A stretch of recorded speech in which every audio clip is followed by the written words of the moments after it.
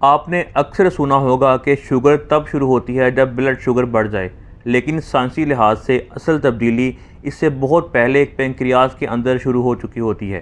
Pancreas के अंदर ख़ास सेल्स होते हैं जिन्हें बीटा सेल्स कहा जाता है। यही सेल्स इंसुलिन बनाते हैं। एक हेल्दी इंसान में जैसे ही आप खाना खाते हैं, चंद मिनट के अंदर पेंक्रियाज फ़ौरन एक तेज़ इंसुलिन सिग्नल छोड़ता है।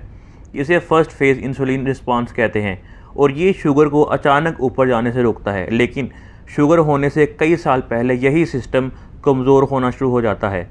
यानी इंसान बज़ाहिर ठीक होता है, फास्टिंग शुगर उसकी नॉर्मल रहती है, HbA1c नॉर्मल होता है, लेकिन पेंक्रियाज के बीटा सेल्स अंदर ही अंदर स्ट्रेस में होते हैं।